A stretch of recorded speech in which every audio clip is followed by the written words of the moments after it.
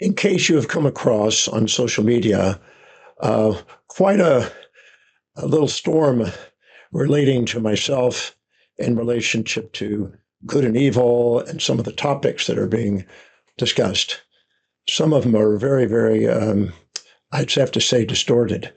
I'd like to address some of the issues that I've recently been, confronted with on the Aubrey Marcus podcast. The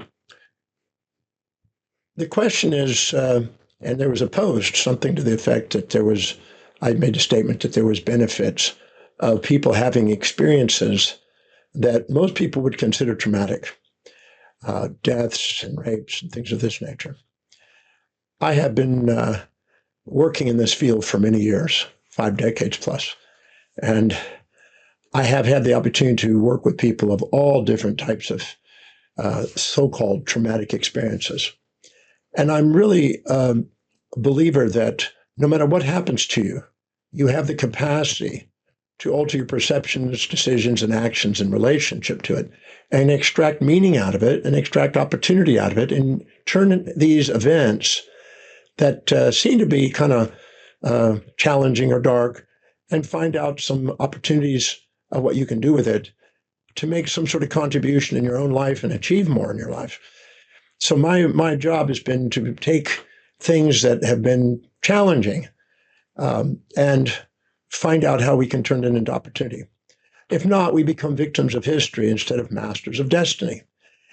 So one of the things that has been addressed is the idea of the morality, about absolute morality versus relative morality. And I've been blessed to explore that topic for many years. And I'd like to elaborate. So if you have something to write on, you might want to take some notes on this. You might find it intriguing. We have in our brain an advanced area, the neocortex, the cortex meaning the shell of the brain, that's more advanced. And we also have deep nuclei, earlier functioning aspects deep inside the brain. One of them is called the amygdala. And the amygdala assigns what is called valency or emotional charge, positive or negative, to events that we perceive, stimuli that we experience. So if we have an event to come along, and it, from previous experience and from our anticipations, gets labeled negative, and we create a sympathetic response to withdraw, kind of like an idea that we've met a predator, something challenging us, we end up having a sympathetic response. We label it negative and painful because being eaten by a predator is painful. We also can have something that comes along that we perceive as positive, and our amygdala will assign a positive valency to it and see it as prey, and it's enjoyable to eat. So we have a pleasure association with it. Now, these predator and prey responses have avoidance and a seeking responses to it, instincts to avoid and impulses to seek.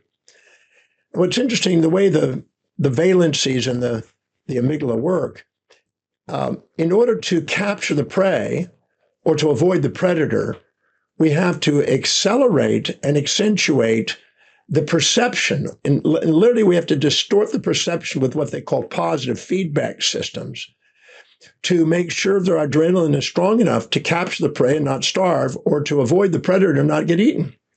So this is a survival response that makes us go into highly polarized states to make it all positive to get the adrenaline going, or all negative to get the adrenaline going, in order to capture the prey or to avoid the predator. So this, if we put a moral language on top of that, the moral language is eating the prey is good, it brings us life. Being eaten by the predator is bad, it causes us death. And so we associate a moral language sometimes on top of this. The problem with putting a moral language on it is that we know in biology that maximum growth and development occurs at the border of these two. If we get nothing but prey and we get to no predator, we end up becoming gluttonous and overeat and lose our fitness. If we get nothing but predator, we become emaciated and starved and lose our fitness. So the food chain in the world makes sure that we get a little prey and predator. We get a little both. That's why we have a sympathetic nervous system for the predator and the parasympathetic nervous system for the prey. The parasympathetic is rest and digest. The other one's fight or flight. So we have both of those, and we must have an autonomic regulation for us to maximize our performance and our effectiveness in life, just as we must have the prey and predator in our life, or support and challenge, or ease and difficulty, or positive and negative, or pleasure and pain, or if you want to put a moral language on it, good and evil. They both together comes a pair. It's like a magnet. You take a positive pull of the magnet, and I tell you, I'll give you $1,000 to give me the positive pull of a magnet without the negative pull. Well, if you're ignorant, you'll try, but you won't get anywhere. You can't separate the two poles of the magnet. So we think we can get rid of one, but they come together. In fact, if we go after the prey and we overeat and we got plenty of prey and there's no predator, that fatness, the more calories we have in our body and the slower we can run, so the predator then targets us. So the more we go and have prey, the more likely we attract predator.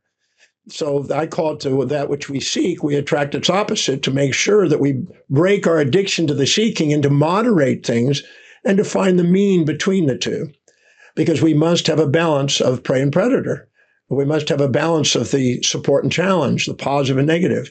Or if you want to moralize it, which I prefer not to, but if you want to moralize it, good and evil. We think we can get rid of one. But what's interesting is the prey, the more infatuated we are with the prey, the more we fear its loss. The more we resent the predator, the more we fantasize about its loss. So we have two forms of stress in life, the fear of loss of that which we seek and the fear of gain of that which we try to avoid. And so these are the two stresses we have in life that run our lives. All of our anxieties and our phobias and are associated with our fantasies. If we have the fantasy of somebody, we fear their loss. If we have the nightmare of somebody, we fear their gain. So the lopsided perceptions, the polarized perceptions, the one-sided perceptions is what adds to the stress. Whenever we have an extreme positive without negative or extreme negative without positive, we have the most distress. But if we neutralize them and bring them back to balance and see both together are there where we maximally grow, we have the most resilience and adaptability. So that leads me to the idea of the two types of morals and ethics here. One is an absolute moral and ethic, which is an amygdala response. If you go and study, you'll see it. It's an amygdala response. It's an all or none, black and white, radical state. This is kind of like somebody who is in a desire to have jihad, to kill somebody that doesn't match their religious belief, and they're absolutist, and there's no black and white. It's all black and white. There's no gray. They have no adaptability. It's just stuck. And this is an absolute stress zone. There's no medium zone. It's black and white. And what that does is it makes it where if you label something evil, and then I say that there's some advantages or benefits that come to it, you immediately think I'm labeling it good.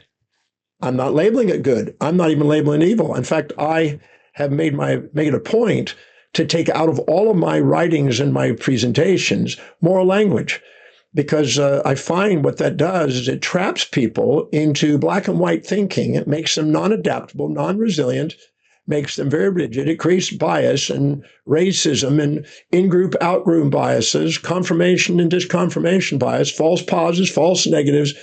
Then we distort things and we get trapped. And that's where a lot of our emotional drama comes from. I'd rather know that whatever happens in your life, you can find another side to it.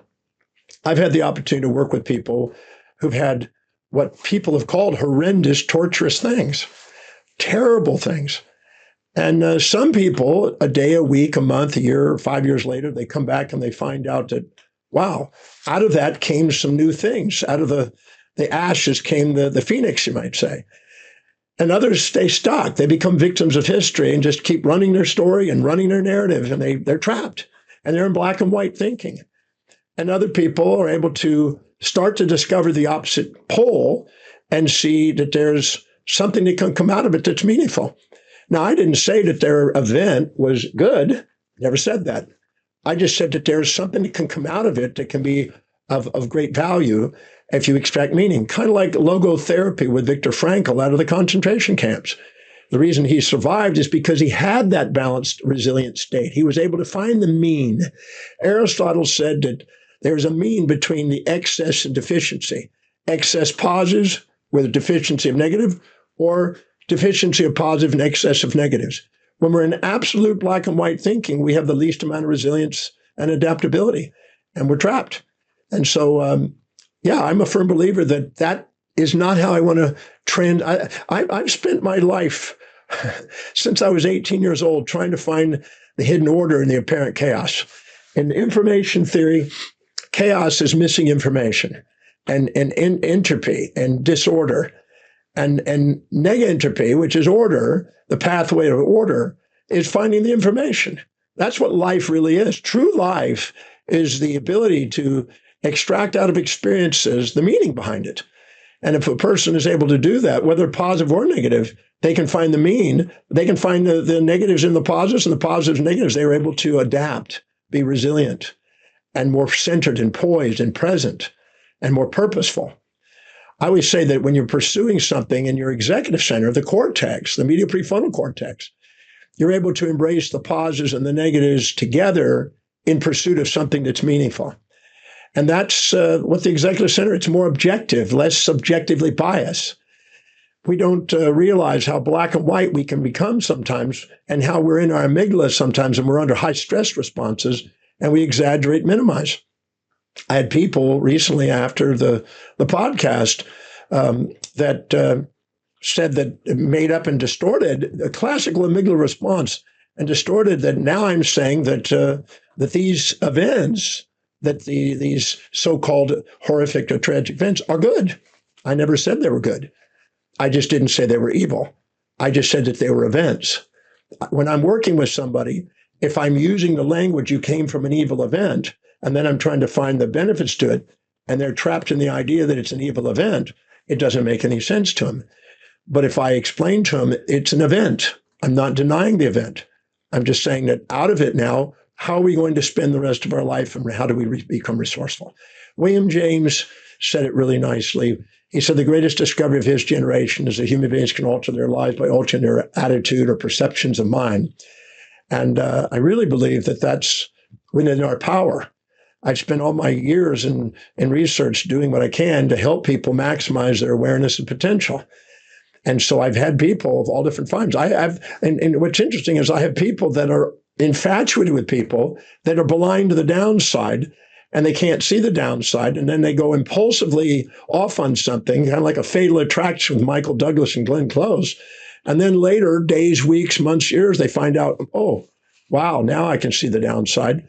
And they were blinded by an infatuated impulse. And this is one of the reasons why I don't like to use moral language. It traps people in the idea that's a good person. There can't be any bad in it, or can't be any downside in it. And as a result of it, they are now hooked by an impulse and trapped. And then they find out the hard way, and they're smacked because they have the illusion that one side can occur without the other. And this is the downsides of absolutism. And I'm not saying it doesn't have a place. I'm not saying that society doesn't require it. I'm not saying that each individual has their own, including myself, has things that support and challenge their values that people can label good and bad. But I prefer not to use the language. I'd rather say that this is an event. You think this is a positive event. Let's find its downsides. And then what happens is, instead of learning the hard way and having days, weeks, months, or years, or decades to find the downside, why don't we just ask quality questions and discover the way? So we're not carried away by our impulses and being affectionately passionate towards one side, and then find out we got sideswiped by the other side. And the same thing on the negatives. You know, we have this thing that we think is terrible initially because we didn't take the time to see the upsides. And as a result of it, we have days, weeks, months, years, or decades. And this is what I call the aging process. Why not have the wisdom of the ages by asking quality questions now and seeing the other side now, instead of waiting for decades and age over the so-called perceptions of stress? Because if it's all negative and no positive, then you're going to perceive that I need to avoid it and dissociate. In fact, dissociative identity disorder comes from events that are all labeled negative, and then you dissociate from it and try to create a fantasy of the opposite. Anytime you label something positive, its opposite becomes negative. Or anytime you label something good, its opposite becomes bad. The same thing if you label bad, its opposite becomes good. They're inseparable opposites. You can't label it. And what's really fascinating in the way the brain works, the brain has what they call excitations and inhibitions. They're basically glutamate and GABA neurotransmitters that try to keep a balance between the positives and negatives. So we have homeostatic mechanisms in the brain to try to right us and center us and bring us back into balance. So what happens is if we have an event that we think is tragic and we only perceive one side and we're unconscious of the other side, we label it. And then we get the amygdala active, and then we accentuate that, dramatize that into an absolute terrible event.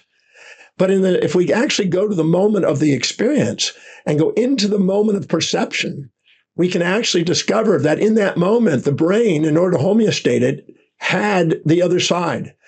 And I tried to explain that on his show, but I don't know if it was not received. But to show that in the moment we're having this event that we think is tragic and terrible, there's actually another side that the brain sets up in order to counterbalance it, in order to bring homeostasis and balance to the brain.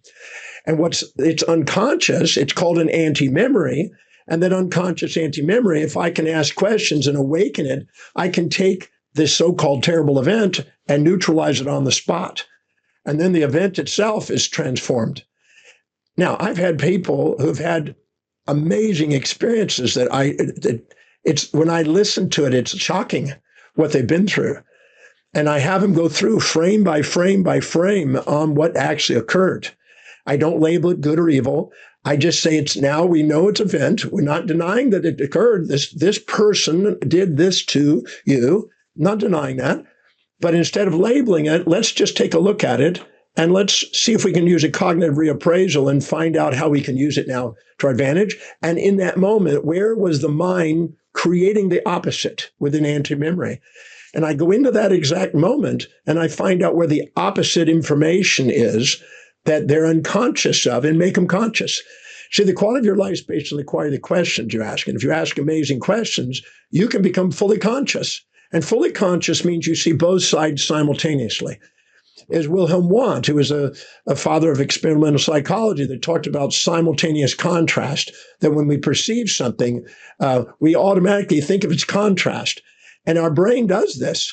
And so I've had people who have been tied down, and in their mind, they dissociate from that tying down, and they go and imagine themselves in that very moment, free, flying, like a bird.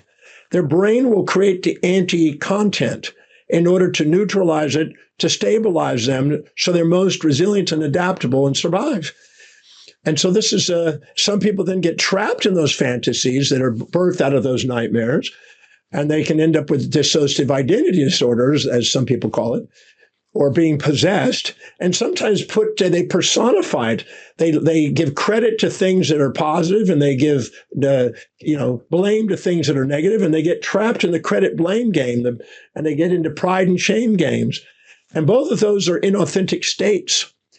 Anytime you blame somebody and you're too proud to admit what you see in them is inside you, and you look down on them, you puff yourself up into an inauthentic imposter syndrome. And you're exaggerating yourself, and you're denying. As Romans 2:1 in the New Testament that said beware of judging others, for what you judge in others, you do the same thing. Now, I found that to be amazingly true. I've been taking 150,000 people in my Breakthrough Experience program through that and had them go and look, and they found whatever they perceived inside themselves. And this is shocking to people at first. They pride themselves in not being that way. But when they really get real and humble themselves, they realize that there's nothing missing. They have that behavior. It's just in a different context and time. So in that moment, when you discover that, you calm down your pride because you humble yourself. And then you go ask the question, now in that moment, how did you use that? How can we use that now as a stimulus now to do something amazing? Are you becoming independent? Are you now getting closer to family? Are you now focused on learning? I go around the 7 areas of life and I look at what are the upsides that might occur from this. I'm not denying that it was perceived with the conscious mind as a terrible event. I'm just trying to show them the anti-content to help neutralize it so they're more resilient and adaptable and they have ability to move forward in life, or otherwise they stay trapped. I know people that stay trapped running a story for decades. And they just want to run the story, and then they get sympathy, and they get compassionate sympathy, and they stay stuck. Even Ralph Waldo Emerson said, beware of that. That can keep people trapped in a narrative that just makes them the victim their whole life. And they want to blame, and there's no way they can look inside themselves and grow from it. But if I go in there and I ask them, now, how do we use this spiritually? And how do we use this experience mentally? How do we grow from it? How can we use it in our business, in our financial development, our relationship development? How can we use this?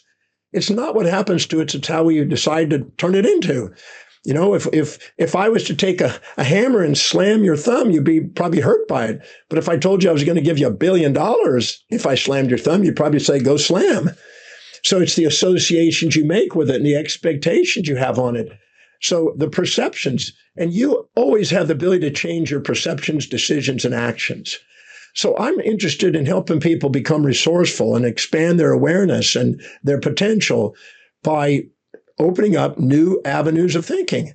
And if it's black and white, it's very narrow. It's very amygdala. It's the subcortical animal brain. It's the reptilian brain. It's not the neocortical area of the brain where we have reason. We have the ability to strategically plan and mitigate risks and find out new opportunities and see how to use the challenges, the threats as opportunities. In business, we have to be able to take the threats and opportunities and use them both, the positive and negative, both to do something and grow businesses. It's constantly happening to us, challenges. So my objective here in this little presentation is to help you not be trapped in some of the language that's going on social media about black and white and the labels people do. When people are in their amygdala, they like to project labels. They like to make something good or bad. I always say they try to separate the inseparables, divide the indivisibles, label the unlabellables, name the inevitables, and polarize the unpolarizables, and get themselves stuck in a non-resilient, non-adaptable state so they can so-called make decisions, they think. But what happens is that they find out that the thing that they think has got all positive has downsides, and the thing that they think is all negative has upsides. Slowly but surely, over time, this is discovered. So why would it have the wisdom of the ages with the aging process when you don't need to? I'm interested. That's why I created the Demartini method, to help people ask questions, to become more resourceful, to become more resilient and adaptable. I'm writing a book right now on cancer, and I'm amazed at what happens when you have absolute moralities, the absolute black and white thinking. You have the least amount of adaptability and resilience, and you have the most amount of distress, and you increase the probability of having the sympathetic nervous system shut down with excitations, shut down and suppress the immune system, the natural killer cell or surveillance cells.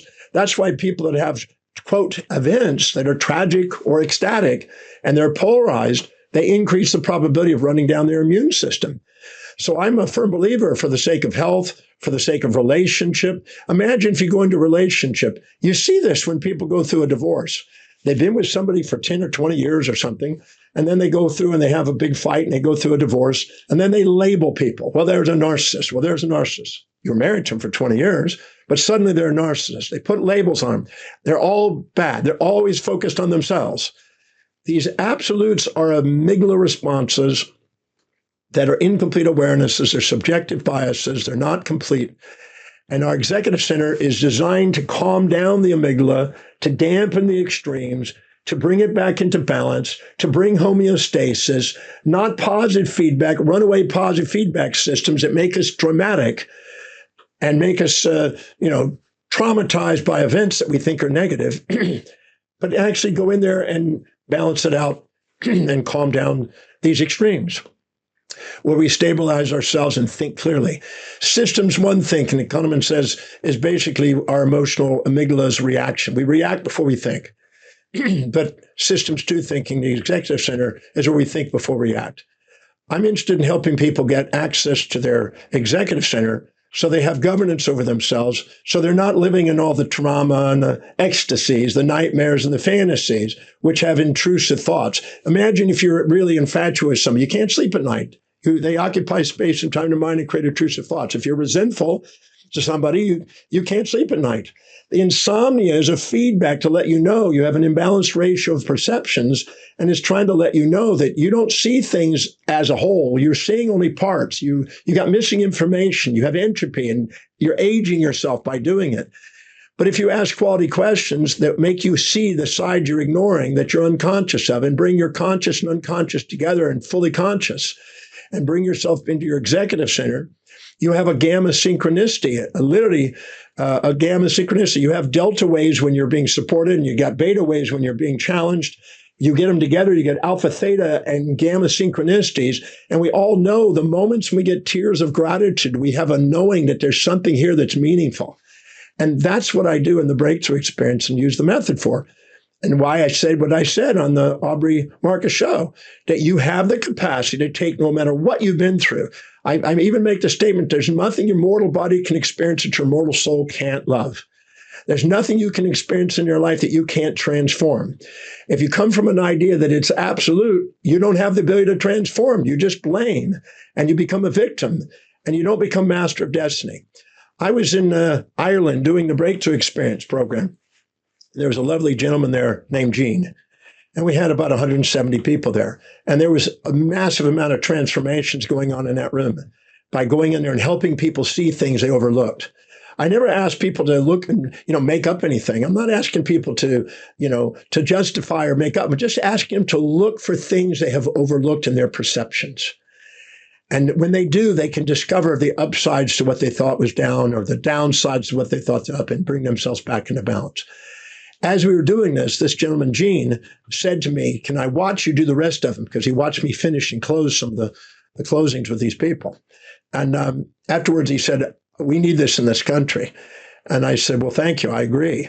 And he said, I'm going to talk to the president. So he went to the president, Martin, and Mary McAleese at the time, and Martin, her husband, and had arranged a meeting for me to go to their White House and to have a conversation with them. And Mary made a statement. And it was a very significant statement that I've observed.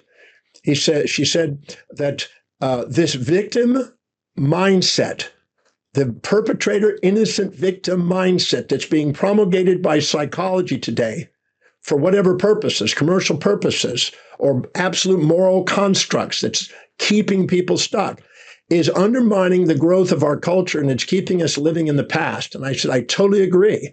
I said, there's a new way of doing it. There's an opportunity for us.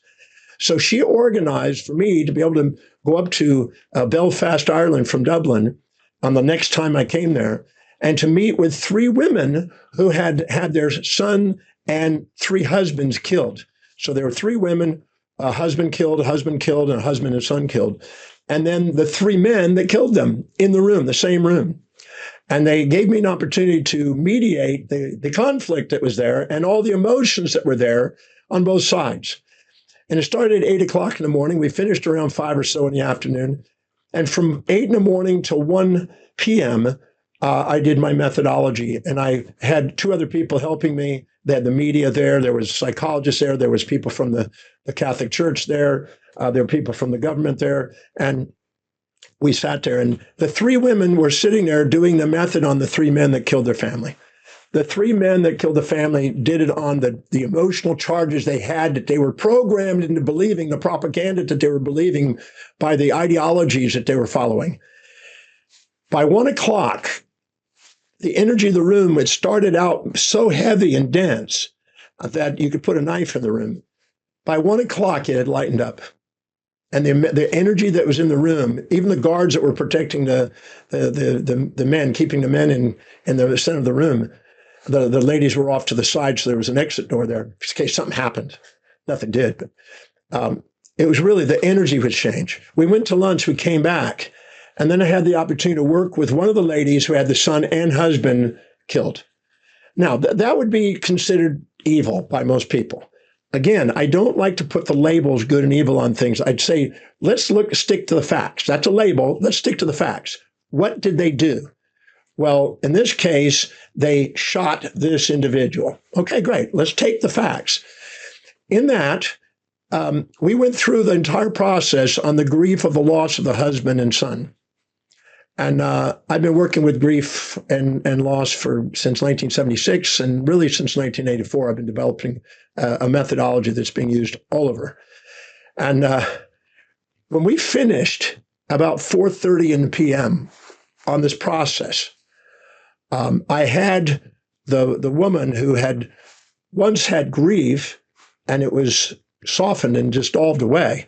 And I know that sounds outrageous to some people, but it's true. We had the ability to help her see the other side. And when she did, she realized that she's now remarried out of a marriage that was first not acknowledged, but later, while we did the process, she said that the husband was very aggressive and the son was getting in trouble, and she was highly stressed and didn't know how to handle this as a marriage. She's now in a new relationship. She's now got a new positioning in life. There's a whole lot of blessings that came out of that. And no doubt that her husband passed away and her son passed away, but there was a tremendous amount of blessings. And when she got through, I had her close her eyes. Well, first it picked two people out of the room that represented her son and husband, and they sat before her, and she closed her eyes, then opened them, and then shared her love and appreciation for the time they were in her life, what they brought into her life, what she learned from her life, and honored the idea that she's now understand that they've passed. It was a beautiful honoring of the entire process. And it was just absolute tear-jerking. Now, this is the moment that blew my mind.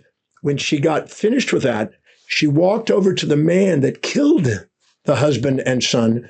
And in that process, as this was happening, she walked over there and put her arms around the man that actually did this.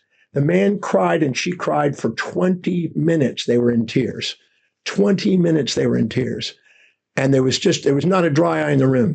And there was a resolution and a loving and a completion of what happened. And they discovered the hidden order in the apparent chaos, and they were liberated. And so when people say to me that they're stuck in black and white, I will do whatever I can to try to help them see beyond that. There is a hidden order in the apparent chaos. There is a magnificence in our life that we sometimes can't see because we've been trapped in the moral language and the labels. And so all I know is that transformed that dynamic and has shifted the people in that room. And but again, absolute moralists blocked what that is. They saw the possibility, but that it's dangerous to them because it frightens them, because it means they're now having to adapt. But the reality is that the lady transformed her life and was no longer bitter and angry and no longer victim of history. She was now grateful and moved forward. I'm not interested in making something that you may have labeled evil good. I'm not trying to say that there's pauses and things just to come up with some radical thing. I'm interested in helping you discover the parts that you may be overlooking, the opportunities, the experiences that are there. We know in consequentialism that when something happens in our life, we don't know the consequences. Nobody knows all the consequences. If all we see is the initial consequences and narrow our mind and say, well, that's a terrible thing and that's the cause of it, we're not really looking broad. We're dealing with false causalities and we're doing correlations instead of all the factors. Because over time, we may discover there's opportunities that came out of that. And then we've now labeled that person evil. And then all of a sudden we find out that there's great blessings that came out of that. So I don't want to just narrow it down and rigidize it. Because I think what that does is it traps people. Now, in our society, there's rules. We can't have a society without rules. There's moralities. Everybody's at different levels of awareness. You have some people that function from their amygdala, and you have some people that are more executive-oriented. You have some people that are really radicals and very fundamentalist, and some that are more universalist and a little bit more relativist. They understand situational ethics. They understand in different contexts, there's different ways of perceiving it. One man's heaven is another man's hell. Thinking makes it so, good or evil, because Milton says. There's a whole spectrum. So when Aubrey was talking about his belief in absolute morality, there is a place for that, no doubt about it. That's the very base of morality in my observation. It's the fundamental black and white extremist. When you see extremist in religion, you see extremist in politics. These are amygdala-based black and whites. It's Donald Trump is all good or all evil. He's a human being. We're all human beings. I have both sides. You have both sides. Things that you like and dislike. When you marry somebody, you have things you like and dislike. But so that's a step and that's a stage of development, as Kohlberg says in moral development. But it eventually rises and integrates as you go up into the brain and into the forebrain to eventually having you have situational ethics and understanding. So both relativist view, which I'm trying to share, and absolutist view have a place in morality. And society will have the whole scale of people. So I'm not negating that there's people that are going to label things evil or good. I'm just saying that I don't use those languages. I prefer to say that an event has occurred. Let's look at the content and context of the event. Let's now find how to cognitively reappraise it. Let's do reflective awareness, which is the highest level of awareness, instead of deflective awareness, and reactive awareness, reflexive awareness, which keeps us stuck as victims of history and allow us to see things use our brain, use the executive center for what it was designed to do, to calm down the extremes, emotional reactions for emergency and survival, so we can have thrival and go on to do something amazing. So I have a feeling that what Aubrey's saying is also useful and true, and what I'm saying is hopefully useful and true for some of you who are ready to go on to the next level of awareness. And it's, as far as I'm concerned, it's all spiritual. It's all part of the journey. No matter what you do, there's life and there's death. When a predator eats a prey, the prey dies, but the predator lives. Life, death. If the prey gets away, the predator dies, the prey lives. And there's a predator-prey cycle that's there. And in your body, there's life and death going on. And so there's also people that are very, sexually innocent and sexually aggressive in life. They all pairs of opposites are born. I mentioned in the podcast that there's a law of heuristic escalation. Whenever you have an ideology about something that's good, there'll be another ideology that's labeled bad to counterbalance it, and they'll clash. And the more one fights the other, the more they escalate and get into conflict because they're unwilling to see both sides. And the rigidity is what causes the conflict. One of the reasons why there was conflict there in our podcasts, out of the many podcasts I've been blessed to do, I don't run into conflict like that. But when I do, it's because of that rigidity. So if you're wanting to be in that rigidity, that's okay. You have the right to be victims of history. You can blame things all your life. You can dissociate from it. You can hope for its opposite and try to, rally around people that are victims and do that. Or you can actually go in there and find out where you've done the same thing in your own life, in your own form, as it says in the biblical New Testament, and also go find out how you can use it to your greatest advantage, and then see things on the way, not in the way, and become master of destiny, not victims of history. I'm interested in helping people self-actualize their life. You're not going to self-actualize your life getting caught in credit and blame cycles. People that blame things on the outside look for people to give them credit, to get some credit, a hero on the outside. If you make a villain, you'll look for a hero. If you make a sinner, you'll look for a saint. If you look for, you label something evil, you'll be looking for something on the opposite pole.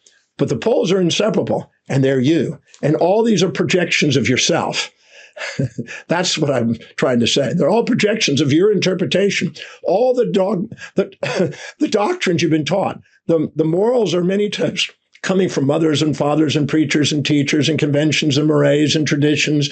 But you can never ask where did it come from? Who made the decision? Did a book make a decision? If so, who wrote the book? Did authority do it? Was it plutocracy? Was the good based on money and wealth? Was it good based on intellectual? Was it good based on population? Was it good based on social outcomes? Was it good based on military conquest? Which is which? We've seen sometimes that the cultures grow by conquest and they recede by peace. So is one bad and the other good? Or are they both parts of our life? I don't know of any. Whenever I've spoken on peace conference, I've always said that there's both calm and turmoil and peace and war inside every human being. But people may not want to admit that because it doesn't match their moral construct. But the reality is, if you look really carefully at your life, you'll see that you're a little of both. I went into the Oxford Dictionary, as I mentioned on Aubrey's show, and I looked through 4,628 individual traits of human behavior, and I looked at where I had all those in my life, and I realized I had them all. And by owning those traits, I found myself less judging of other people. When you disown traits, whatever you judge in others are your disowned parts. And if you can realize that, you're maybe too proud or too humble to admit what you see in others inside you, but it's you. This whole thing is a reflection of you. Even the angels and demons that we sometimes come up with in our heads from the ancient shaman rituals and later early dogmatics of the fundamentalists in the Christian church even, that's basically a projection of our own self. In the Bardo Thadal, in the Tibetan Book of the Dead, it was really beautiful, stated that at the passing, when somebody's passing, they're confronted by both peaceful and wrathful deities. But fear not, they're projections of your own imagination, your own parts of yourself. So I basically don't like to label things good and evil. I like to label better and worse and right and wrong. And I'd rather just say, let's look at the facts. What's the facts on the table? This individual did this act. This is what you experienced. Take the labels off and let's now work with the facts and let's now go and find out how we can use those now resourcefully and find meaning in it so we can extract meaning. Meaning is not something out there in the universe that we have to discover. Meaning is what we provide and we create out of our events. And we have that the will to do that. So that's the point. I wanted to make a comment about that because I really believe that some people have maybe took things out of context, distorted maybe what was being said or tried to be said anyway. And my objective, as my dream has been since I was 18, to try to help people find the hidden order in their apparent chaos. I really believe that there's a higher perfection, a higher order in life. And if we ask quality questions, we can awaken to it and have tears of gratitude for our own experience in life, no matter what it's been. And, I know in my own life, I could probably compete with other people on what I've been through. I've been shot at and I've had somebody try to stab me and I've had all kinds of things in my life. But I don't see them as good or evil. I just find them that they're an event. Now, how do I use that in that experience? What I grow from it? And as somebody, even in death, like the lady, she was actually available to hug the individual that actually brought death to her family. And it's hard to comprehend for most people. They don't want to. They want to just stay in the black and white.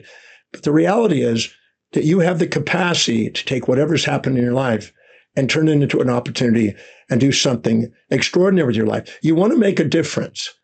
You don't want to have something out there become the reason why you can't. You want to be able to take no matter what happens in your life and turn it into something that can help you make a greater difference. And in a sense, make a contribution. And if you can demonstrate and show that you're adaptable, you give other people the opportunity to do the same. And you give them the ability to, no matter what they go through in life, because people go through all kinds of challenging things. If you can show them how to turn it and become resourceful, you give them permission to do the same in their life. That was my intent. That may not come across. I've been labeled all kinds of things on social media since this interview.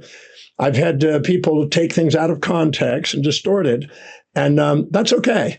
That's the amygdala doing its job, reacting before thinking. But if you go and get the facts and get more objective, you will find out that there's a message there that might have deeper meaning. So I wanted to share that with you in case that just in any way might assist you in calming down your amygdala and awakening your most magnificent self.